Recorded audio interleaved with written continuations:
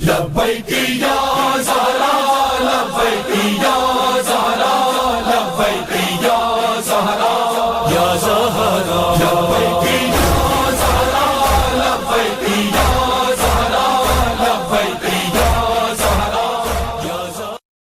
السلام علیکم ورحمۃ اللہ وبرکاتہ۔ یا علی مدد۔ ناظرین اکرام، آج کی اس ویڈیو میں ہم نہج البلاغہ کلمات کثار میں فرمان نمبر 135 آپ کی سماعتوں کو ہدیہ کریں گے۔ اعوذ باللہ من الشیطان الرجیم، بسم اللہ الرحمن الرحیم۔ وقال علیہ السلام: من اتیا اربعن لم یحرم اربعن، من اتیا الدعاء لم یحرم الاجابہ۔ فرمایا، جس شخص کو 4 چیزیں عطا ہوتی ہیں وہ 4 چیزوں سے محروم نہیں رہتا۔ جو دعا کرے وہ قبولیت سے محروم نہیں ہوتا۔ دیکھیں، دعا کی قبولیت کے لیے کچھ قواعد اور آداب ہیں، ان کا خصوصی خیال کرنا چاہیے۔ دعا مانگنے والے کو یہ ذہن میں رکھنا چاہیے کہ کس اعلیٰ ہستی سے بات کر رہا ہے اور کیا حاجت ہے اور کس کے لیے طلب کر رہا ہے۔ دیکھیں، بہترین دعا یہ ہے کہ انسان فرمان حق کو تسلیم کرے اور اپنے دل کو خدا کی محبت کے حوالے کر دے، اپنے تمام امور خداوند متعال کے سپرد کر دے۔ اگر خدا نے ہمیں دعا کا حکم نہ دیا ہوتا تو از روئے خلوص دعا کرتے، البتہ یہ اس کا خصوصی کرم ہے کہ وہ اپنا فضل کرتے ہوئے ہماری دعاؤں کو قبول کرتا۔ دعائے مشلول میں سید الشہداء حضرت امام حسین علیہ السلام نے فرمایا، ہم اپنے والد گرامی قدر کے ساتھ تاریکی شب میں خانہ کعبہ کے طواف میں مصروف تھے۔ اسی اثنا میں ہم نے ایک دلسوز آواز سنی۔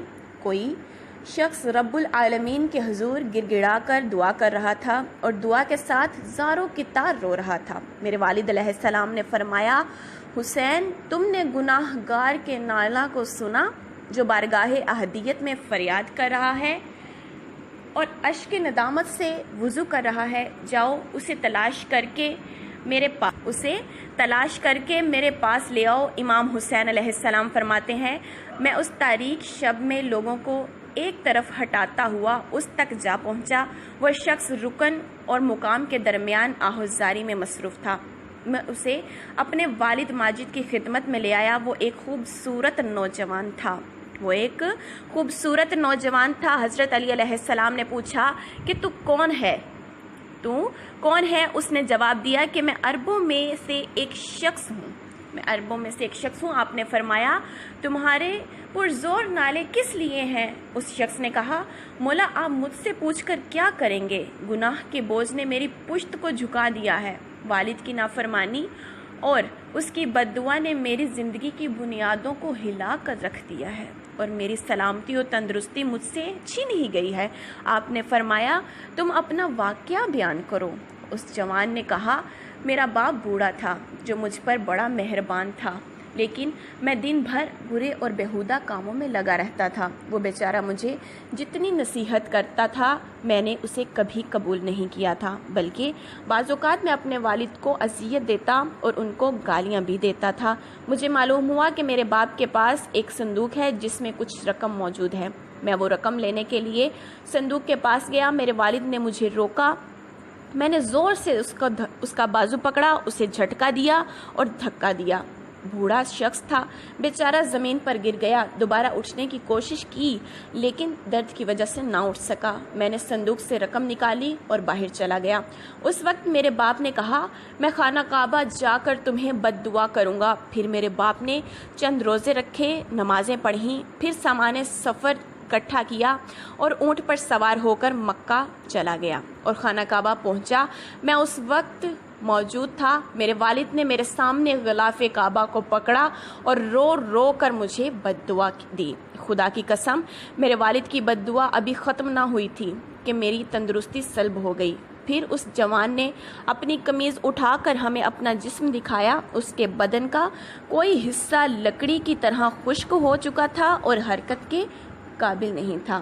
جوان نے کہا، مولا، اس واقعے کے بعد میں سخت پشیمان ہوا اور کئی دفعہ اپنے والد سے معافی مانگی، لیکن انہوں نے مجھے معاف نہیں کیا اور اپنے گھر واپس چلا آیا۔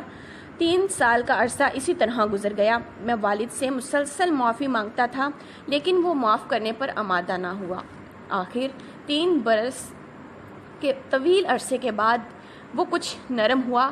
میں نے اس سے درخواست کی کہ وہ کعبہ بیت اللہ پہنچ کر میرے لیے اسی جگہ دعا کرے جہاں اس نے بد دعا کی تھی۔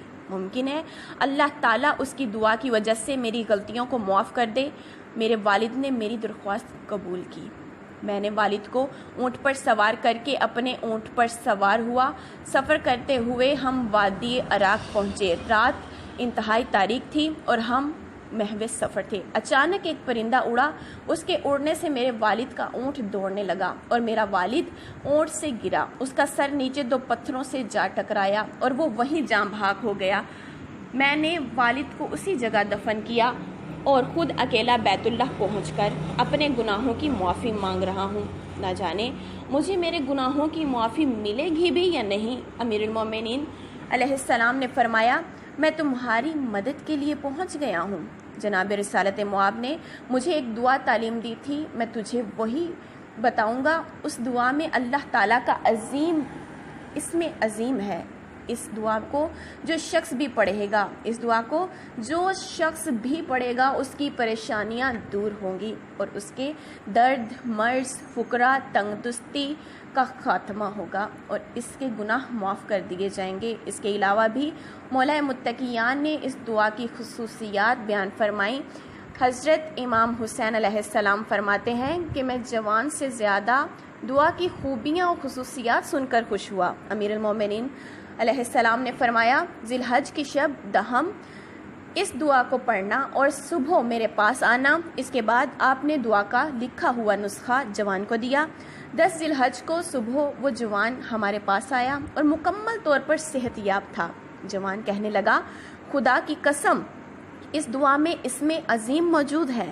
پروردگار کی قسم میری دعا مستجاب ہو گئی۔ میں نے جیسے ہی دعا کو پڑھا مجھے نیند آ گئی اور عالم خواب میں مجھے رسول خدا صلی اللہ علیہ وآلہ وسلم کی زیارت نصیب ہوئی اور آپ نے میرے بدن پر ہاتھ پھیرا اور فرمایا کہ خدا بزرگوار کو یاد کرو، تمہیں اچھائی ملے گی۔ میں خواب سے بیدار ہوا تو اپنے آپ کو صحت و سالم پایا۔ امیر المؤمنین علیہ السلام نے جو دعا اس جوان کو تعلیم فرمائی وہی دعائیں مشلول ہے جو کہ مفاتیح الجناح میں بھی درج ہے۔ تو ناظرین اکرام، ہمارے چینل کو لائک کریں، شیئر کریں اور بیل آئیکن پہ کلک کریں۔ فی امان اللہ۔